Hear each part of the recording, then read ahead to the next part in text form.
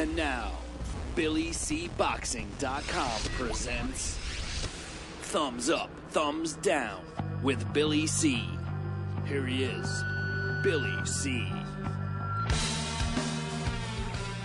Thank you, Jeremy. We're coming at you from the Billy C. studio in Lake George, New York. I'm Bill Calogero, and it's time for BillyCBoxing.com's Boxings. Thumbs up, thumbs down for today, July 6th in the year 2012. Well, you know, I only have one thumbs up, but I got a few thumbs down, so I'll get right into it. First thumbs up goes to Lucian Bute for exercising his rematch clause to fight Carl Froch in Montreal. Now, the first fight was won by Froch by a fifth-round knockout on May 26th in England. The rematch will take place in Montreal in March of 2013. However, both fighters have agreed that they will take another fight prior to the fight in March. So, therefore, both fighters, both Carl Froch and Lucian Bute, will fight one more time this year. Most likely Froch in Montreal. Froch in England and Bute in Montreal. One other thing I want to add. We had an interesting email from a listener that we read earlier in the week about fighters that, give credit to their team, and they say a lot of we's and us and our team and everything else. And one of my comments were, yeah, that's true. A lot of them do that until they lose, and then there's a lot of finger pointing, you know. It was evident that took place with Lucian Bute, and it bothered me when I was reading some quotes, and Lucian Bute says, I didn't follow the game plan that night. I made some mistakes. I wasn't the same person. And then he goes on in the same exact quote to say, we have developed a game plan. We will be victorious. We will win in the rematch. Why can't fighters, just say us, we, and team? Yes, Lucian Bute was the guy who got knocked out in round 5 in Nottingham back in May. But you know what? Maybe the corner didn't make the right adjustments when they should have. Maybe the corner didn't develop the right game plan. Carl Froch didn't have to fall on his sword like that. It was honorable for him to do so. But if you're going to take the credit, if you're a team and you're working with a fighter and you're willing to take the credit, then damn it, you should take the blame as well. And I didn't feel that Lucian Bute should have fallen on the sword like that. So thumbs up to Lucian Bute for, number one, exercising the rematch, and number two, really taking the blame when he should have distributed it to his rest of his team. Hey, they win as a team, they lose as a team. All right, thumbs down. Thumbs down first goes to David Tua. Why? Well, hold off before you saying, why am I giving David Tua a thumbs down? Because you probably think he's retired, right? He hasn't fought in a while, right? Well, David Tua yesterday, immediately following the Shane Cameron win, which took place in Australia, he says, you know what? I'm not retired. I never said I was retired. At 39 years old, I feel I got 3 or 4 more good years left. And he wants to fight Shane, the Mountain Warrior Cameron, next. I say thumbs down to David Tua. Just another example of a fighter that just does not know when to say when. David Tua, you're not the same fighter. I don't know what's going on. Whether you're broke, go work at Montgomery Ward, or go work at Walmart, or come on, man. You do not have 3 or 4 more years left. I'm sorry. Thumbs down to David Tua. And by the way, David Tua, I loved him. I just think it's over. It's over. When David Tua when you can knock out David Tua, it's over. So David Tua, thumbs down. You do not have 3 or 4 more years. Thumbs down goes to the WBA. That's right. Usually it's the WBC, right? But stay tuned. WBA. Why? For claiming that the removal of Mikey Garcia from their rankings as the mandatory title challenger to their WBA champion, Celestino Caballero, was an inadvertent error. Come on, man.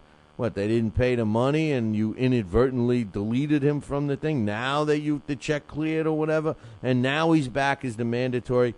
And by the way, they're going to hold a purse bid, which happens to be the second purse bid for the fight between Mikey Garcia and Celestino Caballero. By the way, the first bid, neither camp responded. My question is this. Are we finally getting the grip of these sanctioning bodies, or at least pointing out to the sanctioning bodies that they do not have the grip on us anymore, or the fighters.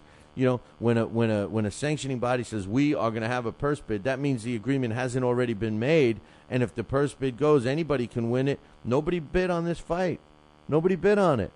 Who cares about the WBA? Apparently not even the fighters, but they're trying it again, and it's going to be Mikey Garcia against Celestino Caballero. We'll see when it's going to be. We'll see what's going to happen. It's up for purse bid. Stay tuned. But in the meanwhile, thumbs down to the WBA. Thumbs down to the WBC. Can't leave them out. Why?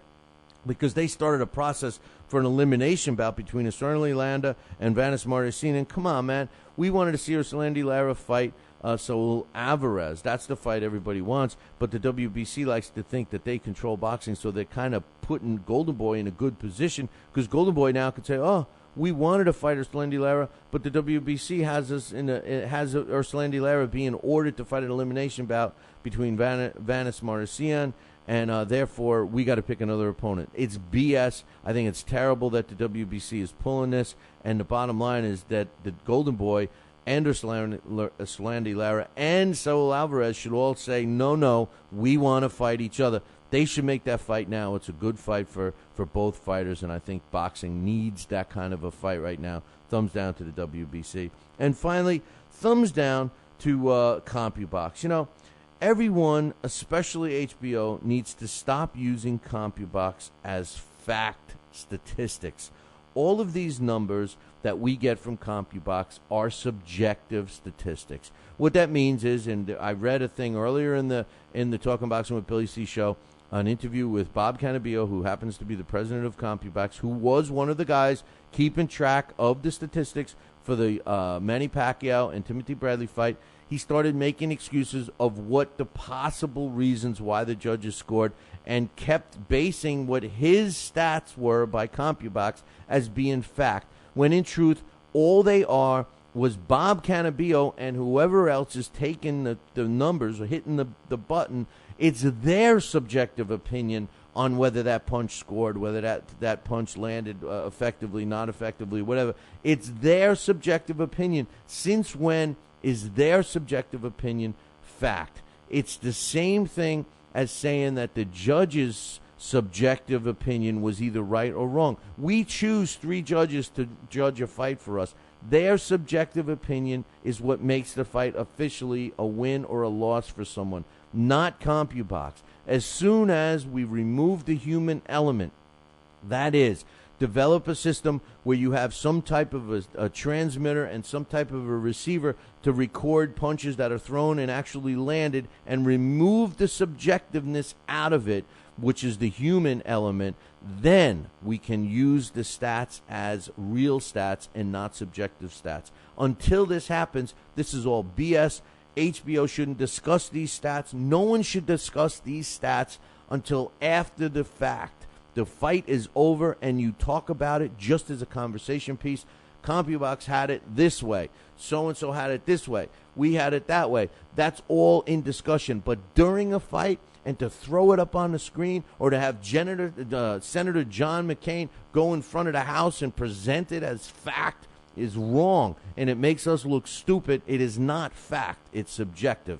And that's the way it is. Hey, man, enjoy the fights this weekend. I look forward to you visiting us next week. You know what I like to say when the show's over? Ciao, baby.